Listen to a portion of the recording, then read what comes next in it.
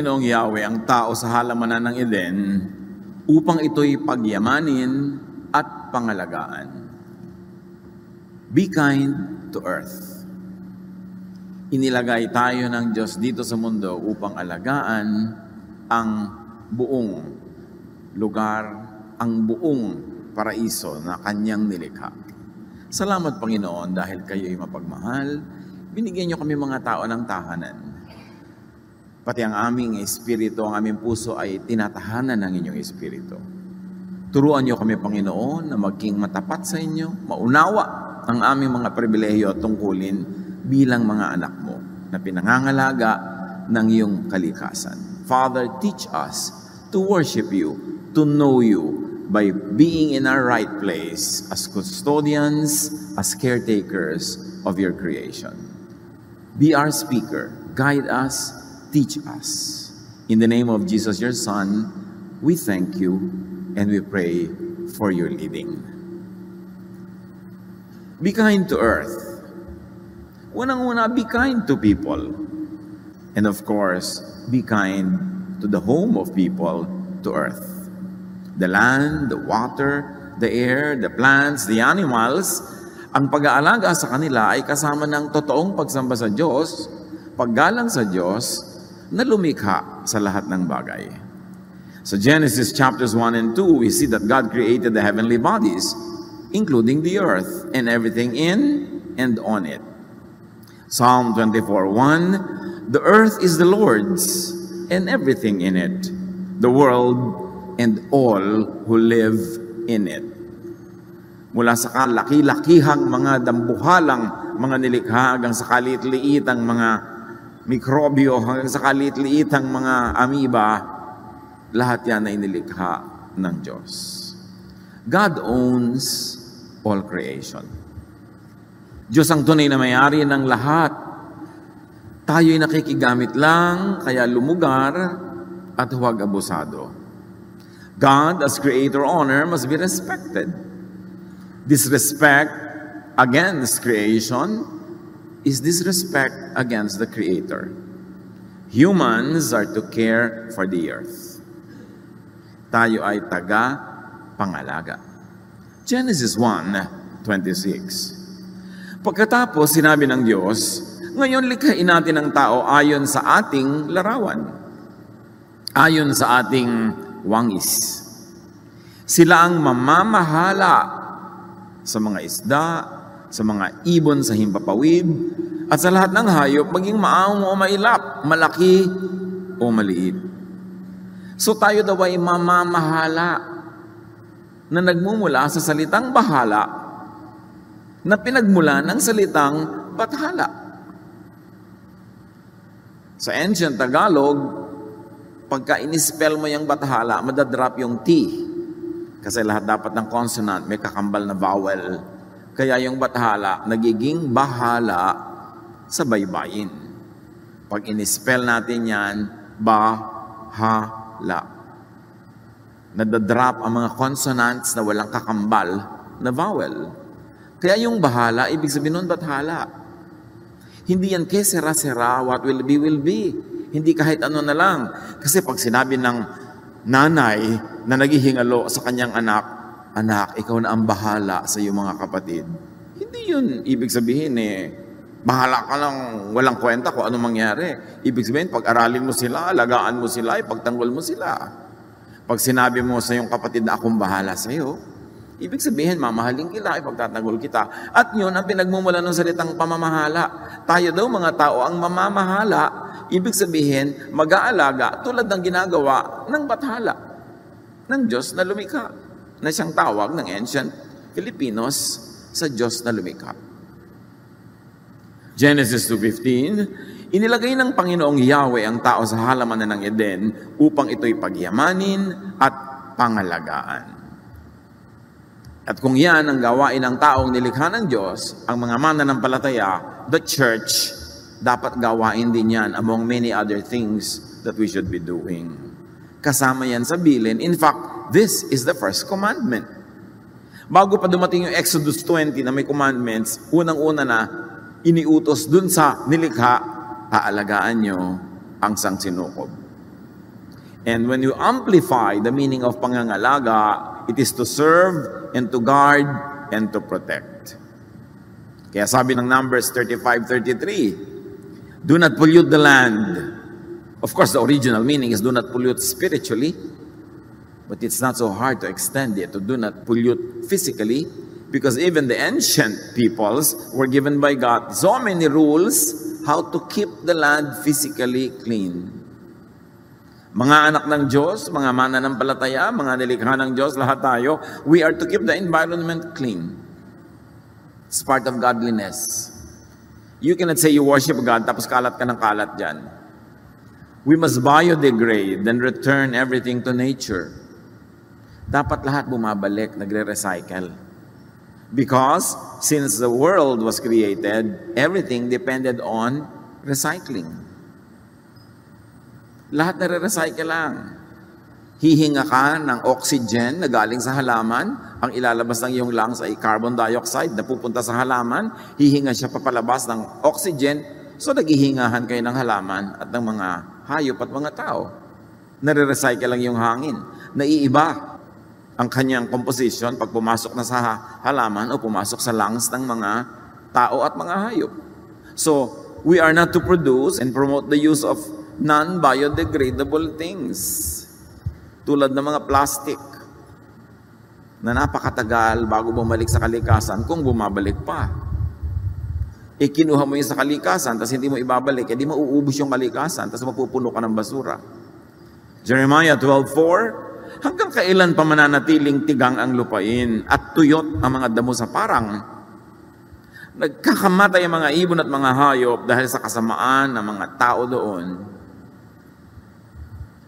So may responsibility ang mga tao, be it moral or be it biological, physical.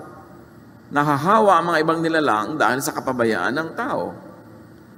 Stop or minimize dependence on single-use plastics. At yan ay nagigising na ang mundo tungkol dyan.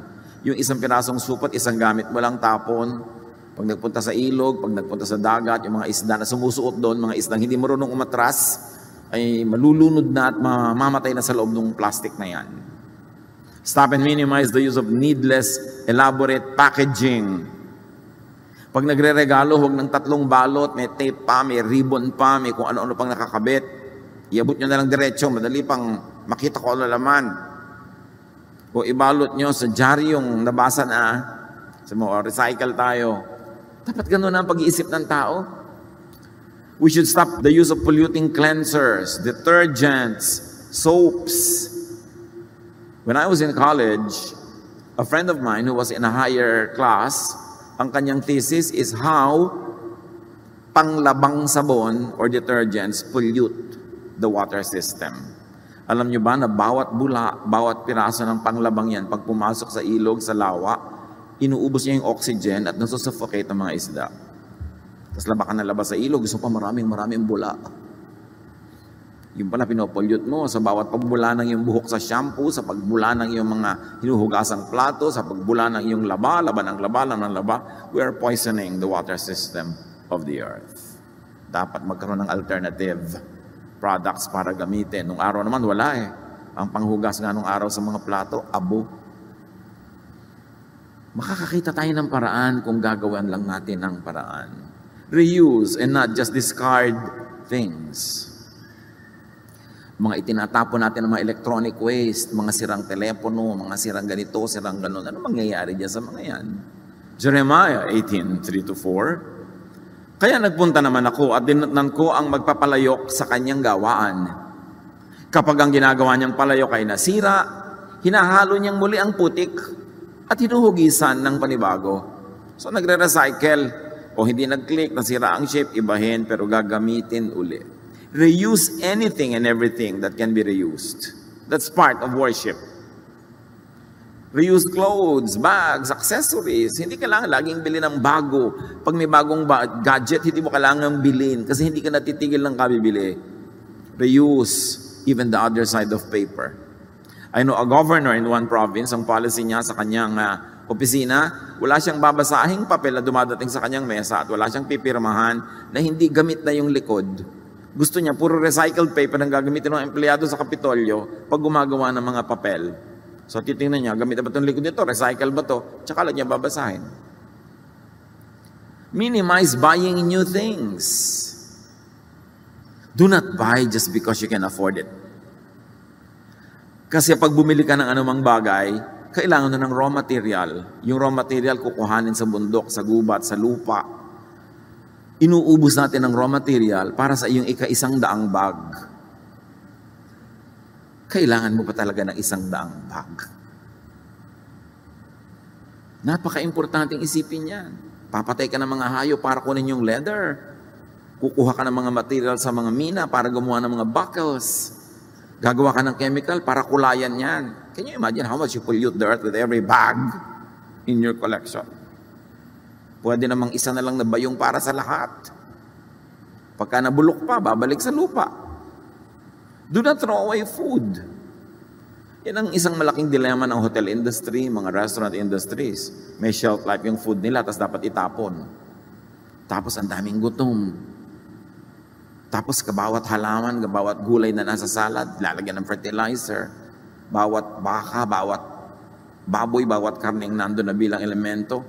Ilang gubat ang kinalbo para magkaroon ng grazing field ng mga baka. Kaya nga nauubos na ang Amazon forest. Kakakain natin ng baka, kakakain natin ng steak. Inuubos ng mga ranchero, mga gubat para doon manginain yung mga baka na yun.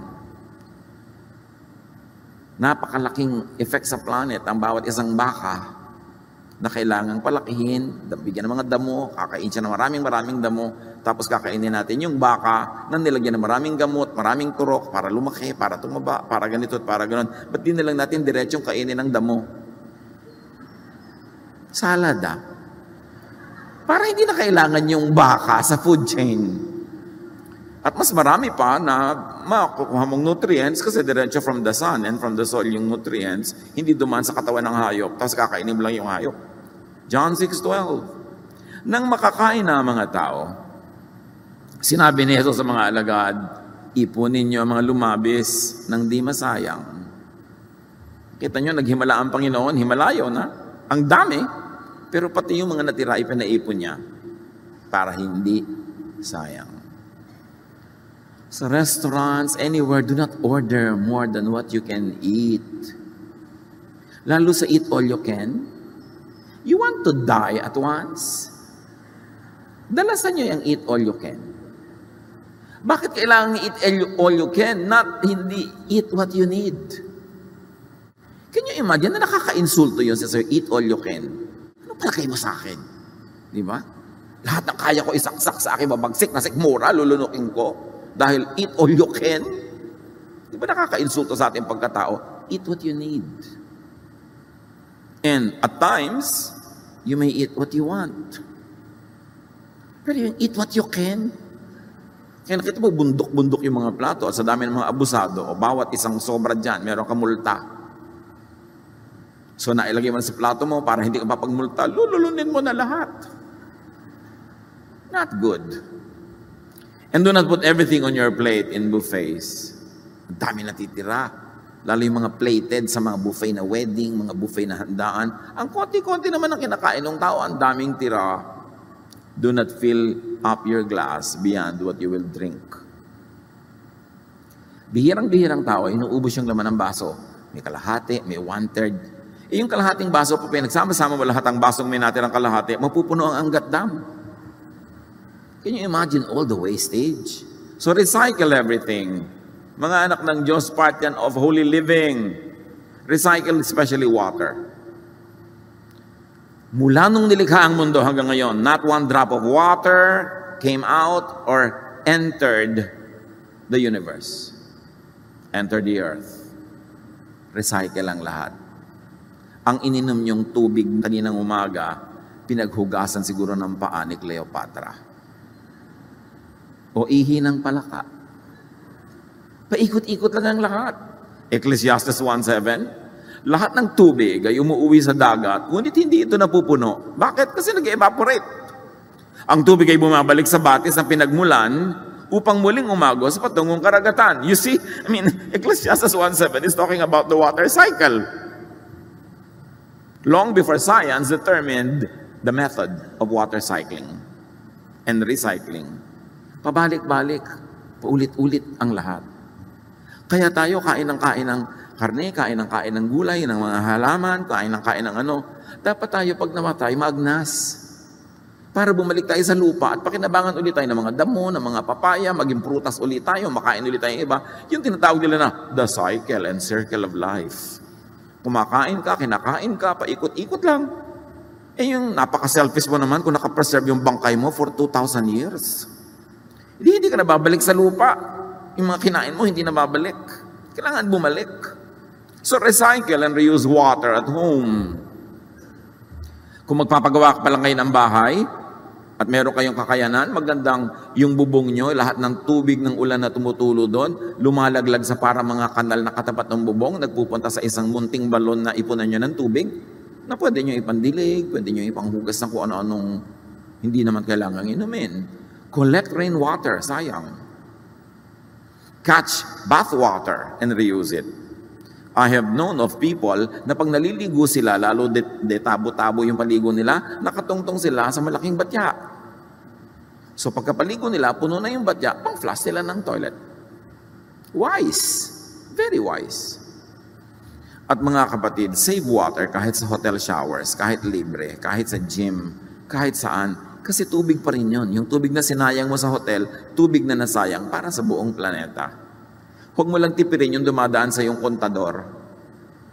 Kailangan lahat ng tubig tinitipid. Water is not exclusive to us. Psalm 104, 10-12. He makes springs pour water into the ravines. It flows between the mountains.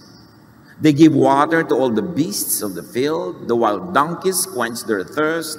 The birds of the sky nest by the waters. They sing among the branches. Maraming nakikinabang sa tubig, kaya kailangan i-conserve. Isaiah 55:10, as the rain and the snow come down from heaven, and do not return to it without watering the earth, and making it bud and flourish, so that it yields seed for the sower, and bread for the eater. Ang tubig daw na tumutulo bilang ulan, bilang mga patak ng ulan, ay hindi babalik doon sa himpapawid hanggang hindi natagawa ang misyon. Hugasan ng mundo, diligyan ng mga halaman, painumin ng mga nilalang, tapos babalik siya uli, malinis na naman because of evaporation and through condensation, nagiging handa na naman siyang bumagsak bilang ulan. Paulit-ulit, pabalik-balik. Tapos sa mga tao, pinopolyut ang hangin, puro pollutant at lason sa hangin, pagdaan ng ulan na bumababa sana sa lupa, nakakatanggap at nadidikitan ng mga pollutants in the air, bumabagsak sa atin as acid rain. Ang halaman na mabagsak ka, nasusunog, pag tinamaan ng yung balat, magkakaroon ka ng kung ano-ano mga buni, kasi marumi yung hangin na dinadaanan ng tubig. Sino may kasalanan? Di tao na naman. Very interestingly, according to studies, water has memory. Proven yan by scientific experiments. Water remembers what was dissolved in it. Na kahit diluted na halos hindi mo na matitrace, natatandaan pa ng tubig kung ano yung dinissolve sa kanya. If diluted to a degree that nothing of the original dissolved molecules remains, the water will remember it. There were experiments. Human antibodies were dissolved in water and diluted until none of the original antibodies were present. Now, while the same blood cells were put in the same water, these cells responded as if the antibodies were in the water. Kung hindi nyo naintindihan, palampasin nyo na. Ang mahalaga, naiintindihan ng tubig ang lahat ng nahihipo niya, lahat ng come into contact with the water, natatandaan niya. Kaya ngayon, ginagamit na sa high-tech sciences ang tubig bilang component of many super high-tech instruments because water remembers. In this very interesting book called The Secret of Water by Masaru Emoto, ang dami nilang experiments, nakita nila na ang tubig ay nakakausap. Water reacts to environment, water reacts to human words, to human language and emotions. May mga tubig na pinupuri nila, pinasasalamatan, tapos i-freeze. At pag frozen natin, tinitingnan nila under very powerful microscopes yung mga molecules niya at yung mga formations niya as crystals. Ang gaganda ng formation, para mga parol sa Pampanga. Pero pag yung tubig, minura-mura nila, pinintasan. Tapos if in-raise, tinignan nila sa microscope yung mga components, durug-durug, wasak-wasak, pangit-pangit. Kaya pala dapat nagpapasalamat ka. Salamat Lord sa tubig. Thank you tubig, iniinom kita. Naliligo ka. Thank you tubig. Wow, masarap mo naman tubig. Kasi gumaganda siya lalo. Papagandahin ka rin niya. Pero may tubig kang katulad, ayoko naman tubig na ito. Tabang-tabang. Diba? Ayoko sa tubig na ito. Papangit siya lalo. Parang tao nagre-respond. Pag pinupuri, there are beautiful formations. Pag pinipitasan, chaotic formations. Nakikinig pala sila. I was talking to one very prominent leader of the church the other day. At nung binanggit ko ito, sabi niya, kaya pala, alam mo kapatid, sabi niya, minsan naliligo kami sa beach, nag-enjoy kami sa malaking alon. Ako sabi ko, more! Lumaki talaga yung alon. Sabi ko, more! Hanggang inanod kami, butik na kami nalunod. Sabi, hindi mo pala dapat sinasabi yun, nakikinig. Sabi ko, hindi mo bahala na si Jesus nga, pinatigil niya yung bagyo, tumigil eh. Nakikinig, di ba? May power talaga. Marami tayong hindi alam. So may kaharap kayong tubig o inumin, huwag niyong pintasan. Lalo't kung kailangan niyo rin namang inumin. Huwag niyong pinipitasin yung pagkain na kakainin. Ano bang pagkain ito? Tabang-tabang. Habang kinakain niyo siya, purihin niyo para lalo sumarap. At nung nalunok niyo na, sabi niyo, joke. O dito naman siya papangit pag nasa loob. Our environment responds. So respect water. Si Jesus nga tinawag na living water. Alam nga namang walang kwenta yung tubig para gawin siyang comparison kay Jesus. Recycle air. Very important. Job 37, 12-13. At His direction, they swirl around over the face of the whole earth to do whatever He commands them. He brings the clouds to punish people or to water His earth and to show His love. So nakita niyo yung hangin, yung mga ulap, lahat yan nagagamit na instrument to be a blessing or to discipline and even to punish. Inhale fresh air. Mga kapatid na sobrang nasasanay sa air-conditioned rooms, there are studies. Whenever you can, get out of the room and inhale fresh air. If the air around your house is not fresh, make it a point to go to the mountains, to go to the provinces every once in a while, and just feed on fresh air to make yourself healthy.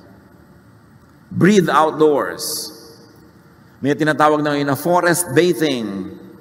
Pupunta ka lang sa gubat, maglalakad ka doon, minamahal mo yung mga puno, they love you back, you inhale fresh oxygen, and it is very good for your health. And very important mga kapatid exhale clean air. Yung ang sari-sariwa ng hangin nang mag-inhale ka, tapos pag-exhale mo, nakakamatay ng insekto. Anong nangyari? Yung malinis na hangin, pagpasok sa lungs mo, paglabas ang dumi na, di ang dumi ng lungs mo pala. Ang dumi pala nung lalamunan mo, ang dumi pala ng mga gilagid mo dyan. Kaya kailangan nililinis natin ang ating buong katawan para pag inhale mo ng malinis, pag exhale mo, malinis pa rin. Pananagutan natin yon. Exhale clean air. Cleanse your body. Do not poison the air with insecticides. Sino sa inyo mahilig mag-spray insecticide? Alam niyo yung salitang may CIDE sa dulo, side? Ganon din yung suicide. Nakakamatay ang lahat na may side sa dulo. Kaya mga pesticide, insecticide, suicide. Tapos mag-i-spray kayo ng lamok, patay. Mag-i-spray kayo ng langaw, patay. Kung size nyo ang lamok at langaw, patay din kayo. The only reason why you don't die is you have bigger lungs. Pero kung ang dami nyo nang na-spray na nagawa, paulit-ulit, in proportion to your size, para na rin kayong lamok sa dami nang na-spray nyo, you will soon die. Kasi nakakamatay. Anin po namin yung mga insekto. Well, screen your house, magkulambu ka, and use insect repellents. Mga halaman na nagpapaalis ng hayop, hindi na pumapatay. Tinataboy lang nila para hindi mo katabi. Kasi ang nakakamatay sa insekto, nakakamatay din sa'yo. Lalo may mga baby ka sa bahay, may mga may sakit sa bahay, spray ka ng spray, nalululun mo rin yun. Pumapasok yun sa lungs mo. In proportion lang nga, mas malaki yung lungs mo, kaya mas matagal ka mamatay. Pero mamatay ka rin pag di mo tinigilan yan. Conserve Earth's resources. Replenish, restore the Earth's nutrients. Ang lupa pinagpapahinga. Pati nga pagtatanim, pinapahinga mo yung lupa eh. Nung araw, utos ng Diyos, tuwing ika-7 taon ng pag-aani, 1 taong nakapahinga ang lupa. Ipapahinga din. Leviticus 23, 3-5, 6 na taon ninyong tatamnan ang inyong bukirin at aalagaan ang mga ubasan. Ang ikapitong taon ay taon ng lubos na pamamahinga ng lupain. 1 taong nakatalaga para kay Yahweh. So yung iniutos na Yahweh na pahinga, hindi para utusan kang wala kang gagawin, kundi para mapahinga ka. So kung ano yung nakakapahinga sa'yo, yun ang mabuti sa'yo. Pati lupa, pinagpapahinga.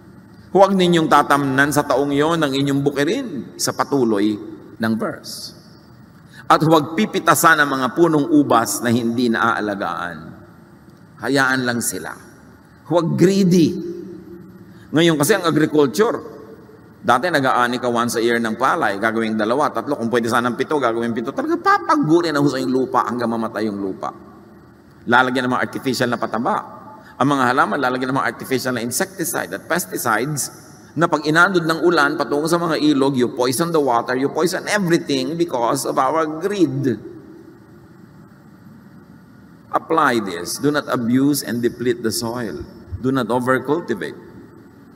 And avoid and minimize the use of chemical pollutant fertilizers. Dapat organic ang mga fertilizer, hindi yung pollutant. Napatubo nga yung halaman mo, ang daming bunga, pero after 3 years, yung lupa mo, patay na. Avoid and minimize the use of insect and weed killers. They pollute the water system. Nung araw, we have projects sa Ifugao Rice Terraces. I was encouraging them to plant tinawon again kasi yung kanilang native variety is the best for that place. Pero tinuruan sila ng mga internationally trained technicians na magtanim ng mga high-yielding, multi-cropping rice. Pero kailangan ng insecticide, kailangan ng fertilizer. So they pollute the water system of the rice terraces that goes to the rivers na pinagmumulan ng kanilang protein na fish. Maraming repercussions pagka hindi mo binalance yung natural way. So spare food for others. Leviticus 19, 9-10, kung mag-aani kayo sa inyong bukirin, itira ninyo ang mga nasa gilid. At huwag na ninyong balikan ang inyong naanihan. Huwag ninyong pipitas ang lahat ang bunga ng ubasan, ni pupulutin man ang mga nalaglag. Bayaan pa ninyo ito para sa mga mahihirap at sa mga dayuhan. Ang tawag dito sa Tagalog, yung mga naghihimalay, yung mga walang bukid, walang lupa, nag-aani sila ng mga naiwan sa inani ng may lupa. I remember this way back sa Bulacan. Mga lola ko may mga patanim. Tapos pag may mga ani, nakikita ko na may mga natitira. Tapos yung mga ibang mga tao doon sa paligid, sa bukid, puntahan sila doon sa mga taniman namin ng munggo, mga taniman ng ganito at ganyan, ng mani. Tapos hukay sila ng hukay, kuha sila ng kuha. Ang dami nila nakukuha. Sabi ko, ang dami nila nakukuha, ba't di natin kuhanin? Sabi ng lola ko, para sa kanila yan. Kaugalian din ng mga Pilipino nung araw yon. Hindi mo inaani ang lahat para yung mga maralita may matira sa kanila, doon sila mag-aani. Sabi ng verse, ako si Yahweh, ang inyong Diyos. Ibig sabihin, mapagmahal ako, maging mapagmahal din kayo. Ako nag-uutos ito, so sundin nyo. Magpakain ng mga gutom, be creative. Pinapangarap ko makakita ng kahit fast foods na food outlet na nandito yung mga customer, bumibili sila nakapila, tapos may isang section doon na may mga nakapilang hindi nagbabayad. Kasi pag nagbabayad ka, pwede mo sing, magbabayad ako ng 1 meal nung nakapila doon hanggang lahat sila magkaroon din. Ang sarap kumain sa gano'n na yung kakain ka, magbabayad ka para sa food mo, tapos may nakapila, nakikita mo na yun yung charity pila. O magbabayad ako para doon, sino man yung nasa pila, o meron na siyang food. And I'm sure many people will be glad to give. So let food customers buy food for the hungry. Meron kang lane for the hungry. Para sustainable lang iyong mga love ministries. Kasi kung puro ikaw lang yung magbabayad doon, baka maubos na yan next week. But if you give opportunities for others to feed people, many people will be very glad to do that. Importante, kung may baon kayo, meron kayong extra baon na sandwich, extra baon na biscuit. Pag may nakita kayong gutom, ibigay nyo. Dahil yun ang gusto ng Diyos, that we share food. And of course, spare food for animals. Psalm 104:14, you let the earth produce grass for cattle, plants for our food. So, sabi nga, kailangan merong para sa cattle at merong para sa atin. Hindi tayo lang. For the sake of animals, care for the land. Pag sobra tayo naglagay ng mga insecticide, pinapatay mo lang yung kulisap ng iyong palay, pero namatay lahat ng kulisap. Pati mga bulate na apektuhan. And now the world is running out of bees. Sa takot natin sa bee na matusok tayo at makagat, inuubos natin ang mga bees. Bees ang nagpo-pollinate ng mga bulaklak. Pagka hindi yan na-pollinate, hindi sila mamumunga. Mawawalan tayo ng buong pamumunga ng mga halaman.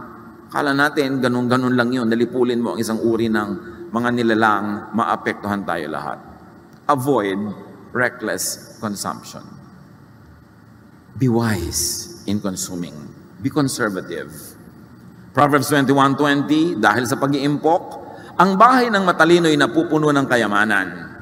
Ngunit lahat ay winawaldas ng taong mangmang, kaya wala at wala rin siya lagi. God will judge people as they abuse creation. Isaiah 24:4-5, the earth wilts away, its mighty leaders melt to nothing. The earth is polluted because its people disobeyed the laws of God. Again, this is spiritual and material pollution. Jeremiah 2:7, dinala ko sila sa isang mayamang lupain upang tamasahin nila ang kasaganaan yon. Ngunit, dinungisa nila ang ibinigay kong lupain dahil sa karumal-dumal nila mga gawain. Psalm 107:33-34, He turned rivers into a desert, flowing springs into thirsty ground, and fruitful land into a salt waste because of the wickedness of those who live there. Kita nyo ang nagiging bunga ng kasamaan ng tao, ang mga ilog nagiging disyerto, ang mga bukal nagiging uhaw na tigang na lupa, at ang lupain na mayaman nagiging akanin mo yung mga asinan na maalat na walang tutubo dahil sa kasamaan ng tao. Now, God didn't and God doesn't need to do this manually. Masama ka, so tutuyuin kang ilog. No, because everything is an automatic. All the laws of God are set. And when it is broken, may automatic results. God does not have to step down from heaven to interfere. The bad will happen when we do the bad. So, kailangan maging responsable tayo. Revelations 11:18, the nations raged, but your wrath came. And the time for the dead to be judged, and for rewarding your servants, and for destroying the destroyers of the earth. Darating daw ang panahon, ang lahat ng namatay na ay hukuman, ang lahat ng mga gumawa ng mabuti ay gagantimpalaan, at wawasakin ang lahat ng bumasak sa mundo. It's time to destroy everyone who has destroyed the earth. Panahon na upang wasakin mo ang mga nagwawasak sa daigdig. May consequence. May masamang bunga ang pagpapabaya. The earth is just one. Yan lang ang bahay natin. Tapos magtatapon ka ng dumi sa ilog, pupunta sa dagat. Akala mo ba lalayo yun? Nasa loob pa rin yun ng planeta. Why are we polluting the only home we have? We are polluting the air. Saan ka lilipat pag wala ka na mahinga? Inuubos mo ang gubat. Saan ka mag-agriculture pagka namatay na ang lahat ng mga halaman? Pinopollute natin ang lahat ng ocean. Saan tayo pupunta pag na-poison yan? Akala nyo ba lalayo yan? Nandyan lang, paikot-ikot. It is the only island in this vast space of lifelessness that we have, and we are destroying it. Wala naman tayong lilipatan. Padala ng mga spacecraft sa Mars, sa Moon. Ang atupagin natin, magtanim tayo ng mga halaman, linisin natin yung mga dagat, kasi ito yung bahay natin. Ba't mo dudumihan ang sarili mong bahay? Why pollute and destroy your only home? Kailangan. Ang mga bansa, may mga nuclear weapon. Akala nila, pag pinaputok nila sa malayo, doon sa kalaban nilang bansa, nasa loob pa rin yun ng Earth. Yung atmosphere, yung pa rin ang tatanggap ng mga laso nun. Babalik din sa kanila yun, parang water, pabalik-balik. Akala natin, mapipigil mo ang dumi by national boundaries. May mga bansa pa nag-e-export ng basura. Bakit? Pagka ba nabulok yan dito sa lugar na ito, hindi ba sila maapektuhan? Dadalhin din yun ng hangin doon. We should all be responsible for the environment. And of course, aside from being kind to people and to the earth, we should be kind to all the living. Be kind to animals. Kumusta ang score natin dito mga kapatid bilang mga mananampalataya ng Diyos? Like humans, animals have intelligence. They are aware. They know. Job 12:7, if you want to learn, then go and ask the wild animals and the birds. Matatalino ang mga hayop. The animals came to Noah. Birds fed Elijah. And animals have feelings. Mayroon silang damdamin tulad ng tao. Crocodiles swim and have fun. Ostriches flap joyfully. Horses rejoice. And did you know that elephants have funeral rites for their dead? Pag may namamatay silang kalahi, tinatakpan nila ng mga sanga, ng mga dahon, ng lupa, inililibing nila ang kanilang dead. And yet people shoot an elephant just to get the tusk para lang magka-ivory. Mga anak ng Diyos, huwag kayong bibili ng ivory. Every purchase of ivory, inuutusan nyo yung nagtinda sa inyo na pumatay uli ng elepante para may mabili pa uli at meron silang pagkakitaan. Animals love their mates, their children, their family and friends. Kita nyo kung paano alagaan itong swan at yung mga anak niya. Meron ng sinasakyan, may takip pa sa ibabaw. Lions take care of their babies. Everybody, all of these animals are very caring parents. Respect animals. Do not objectify them. Huwag nating manhirin ang ating sarili para hindi natin maramdaman ang kirot na nararamdaman ng mga hayop pag tayo ay nagiging malupit. Animals do not belong in cages. They belong in the wild. Hindi sila bagay sa zoo. Animals do not belong in aquariums.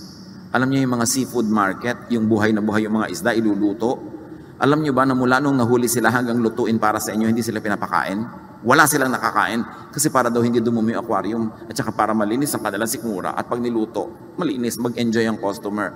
Pero the kindest thing you can do to a fish or a sea creature in the aquarium is to eat it at once because as long as it lives, it never eats. The agony only prolongs. Animals are not for entertainment. Hindi sila mga para patungtungin mo sa mga platito. Hindi sila para paglaruin mo ng bola. Animals do not belong in water fun areas. Hindi sila bagay dyan. Huwag kayong bumibili ng mga ganyang ticket. Huwag kayong nanonood ng mga ganyan. Kasi tuturuan nyo yung nagnenegosyo na humuli pa ng marami dahil malaki ang benta ng ticket. Animals are not for entertainment. Masyado tayong desensitized. Halimbawa, nakakakita tayo ng mga animals na i-deliver sa matadero. Animals that will be brought to butchering. We don't care. Hindi natin napapansin na lahat sila ninenervyos para sa buhay nila, malapit na silang mamatay, etc. etc. Balik tayo kaya natin. Kung tao yung i-deliver. Tapos yung mga baka, kebs lang, wala silang pakialam. Kailangan palitan natin yung pwesto natin para maging sensitive tayo pamisa-misan. Pag sa supermarket, nakakakita ka ng mga karne, iba-ibang cut, iba-ibang cut. Imagine mo mga tao yung cut na yun, namimili mga baka. Diba? Anong gusto mo ngayon, iha? Ang gusto ko po ng tenderloin na tao. Diba? Gusto ko ngayon ng chop na mga ganito. We are so desensitized. Of course, kasama sa life, yung you eat, you get eaten. But what I mean is, ang dami nating abuses. By eating more vegetables, by eating more fruits, you have less need for meat. At imbes kinakain mo yung buong steak, pwede mo na maging sahog na lang. Kung talagang gustong-gusto mo, at least konti na lang. Imbes 5 baka yung kinain mo buong buhay, 1 na lang. Malaking tulong na rin yun. Hindi ka naman kailangan maging absolute vegan, but you can help. Now, animals are loved by God. Mahal ng Diyos ang mga hayop. Matthew 6:26, look at the birds of the air. They do not sow or reap or store away in barns, and yet your heavenly Father feeds them. Think of feeding animals, not just eating them. Kung meron kayong bintana, maglagay kayo ng isang palangganang tubig every day para may mga ibong dumapo, makainom sila. Kasi wala na silang mainom ang batis doon sa buong Metro Manila. Kahit tubig sa estero, ayaw na nilang patulan. Kung meron ka mga bird feeding dyan, may lalagyan mo ng konting seeds, dadapuan niya ng ibon. Better, maglagay ka sa bahay mo, kung may space ang bird house na maliit, na hindi na i-istorbo, pwede sila doong mamugad, kasi wala na sila mapugaran, wala na mga puno. Proverbs 12:10, good people are kind to their animals, But a mean person is cruel. Meron ka makikitang aso, ang tali, alambre, sa leeg. I saw a dog one time na iikot-ikot, gutom na gutom, at nung tinawag ko, salamat lumapit, nakalubog sa leeg niya, alambre. Kasi maliit pa siyang tuta, alambre ang collar niya. Lumaki na siya. Can you imagine na sa bawat paglaki niya, sumasakit dahil lumulubog sa laman niya yung alambre. I had it removed. Ang sakit, nagtiis ang aso, tiniis niya. Tapos hindi na siya umalis. Nandun na siya forever with us. Ang daming ganung hayop.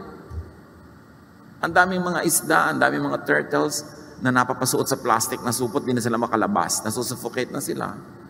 Ang daming iniiwan ng mga mangingisda ng mga lambat sa dagat, lalo na lagot, nasira. Tapos napapasuot doon yung mga isda at na-entrap na sila forever. Ang daming ganyang cases.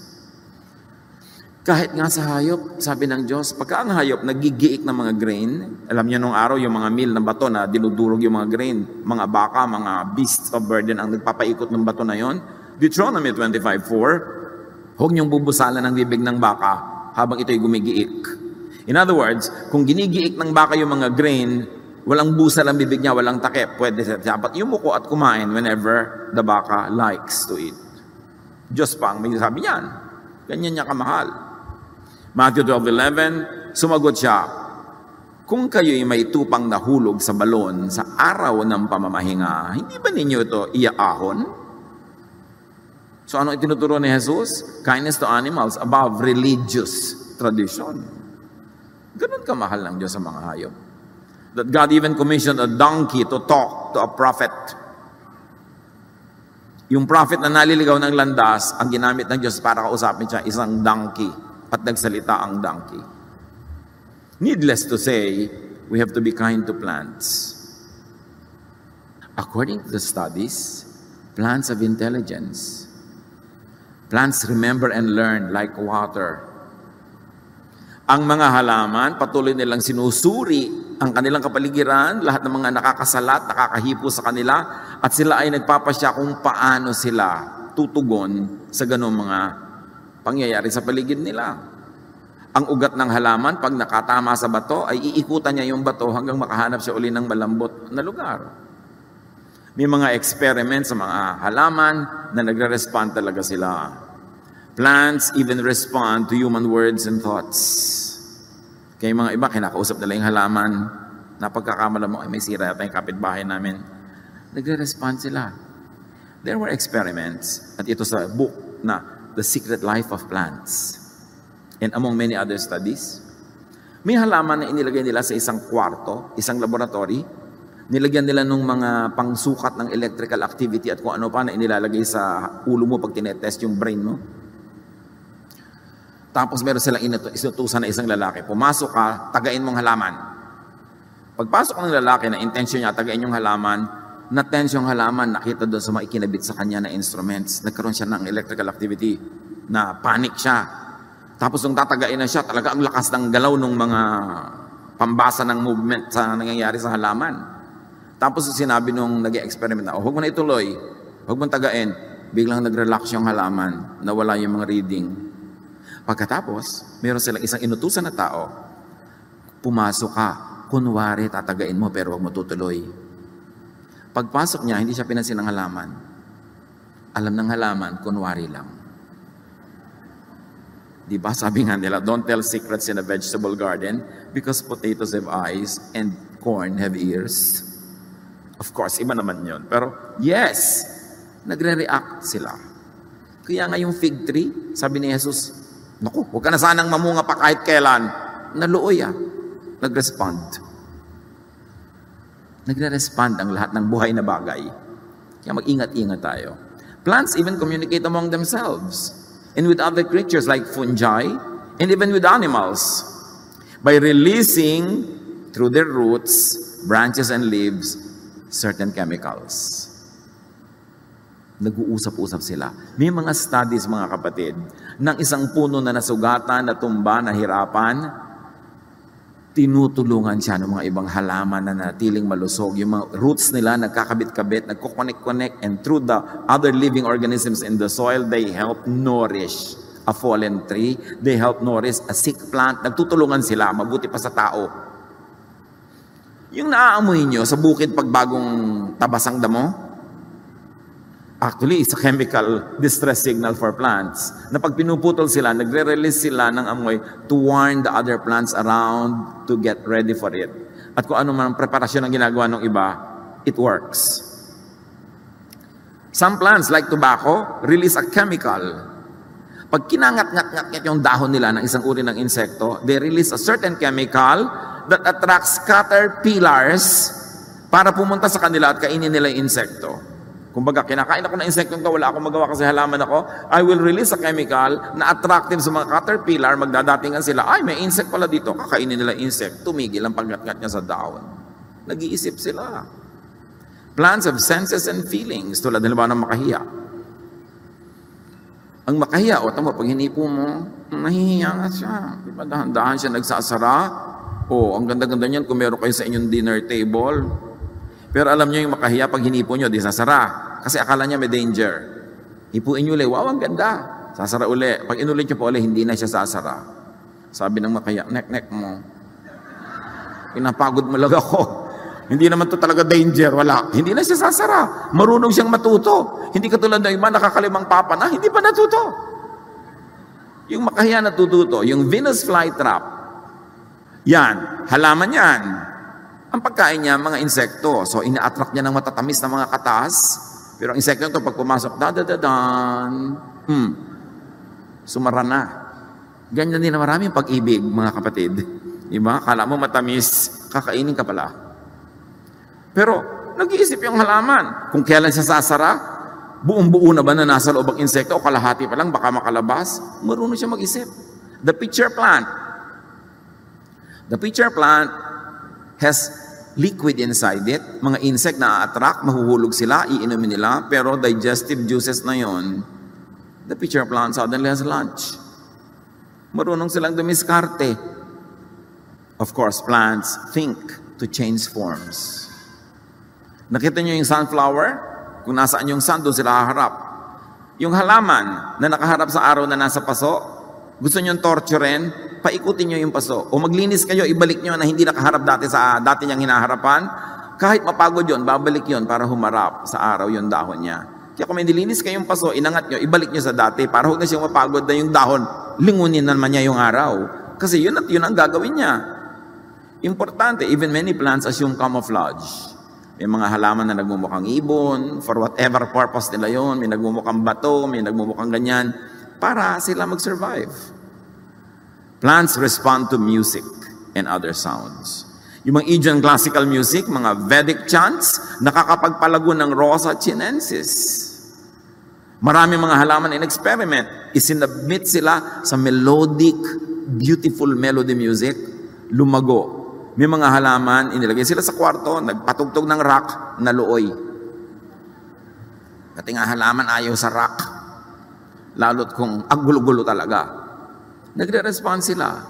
1 Chronicles 16:33, umawit ang mga punong kahoy na nasa kagubatan sa pagdating ni Yahweh upang lahat ay hatulan. Literal ba to? Malay nyo. Totoo. Akala natin, talinghaga. Yung pala nakakaawit nga sila. Why not? At nadidinig yun ng Diyos. Deuteronomy 20:19, kapag kinubkob nyo ang isang lungsod, ibig sabihin, militarily, pinaligiran nyo, gusto nyo siyang matagal na bantayan para nyo makuha yung city, huwag ninyong putulin ang mga punong kahoy doon, kahit matagal na ninyong kinukubkob ang lugar na yon. Ang mga puno ay hindi nyo kaaway. Bagkus, makapagbibigay pa ito sa inyo ng pagkain, kaya huwag nyo itong puputulin. Napaka-specific ng instruction. Proverbs 27:18, take care of a tree and you will eat its fruit. John 15:5, ako ang puno ng ubas at kayo ang mga sanga. Ang nananatili sa akin at ako sa kanya, ang siyang magbubunga ng sagana. Sapagkat wala kayong magagawa kung kayo'y hiwalay sa akin. Kahit dito sa talinghaga na sinabi ni Jesus na siya ang puno, ang sinasabi niya, ang buhay niyo nakadepende sa puno. Gawin yung physical, gawin yung biological, ang buhay talaga natin nakadepende sa plants. Apply it many ways. So do not needlessly, carelessly, greedily cut trees. Sa bawat punong pinuputol, kinukuha ng mga loggers, ay may libing na nagaganap sa mga hayop. Imagine ninyo na ito ay libing. Nakikipaglibing ang lahat ng mga hayop na nawalan tirahan, nawalan ng ugat na tataguan, nawalan ng sangang dadapuan, nawalan ng puno na titirahan, tapos ang mga tao putol ng putol ng putol. Nakikita ninyo itong orangutan na ito, pinuputol ang gubat na tinitirahan niya, mag-isa niyang ipinagtatanggol.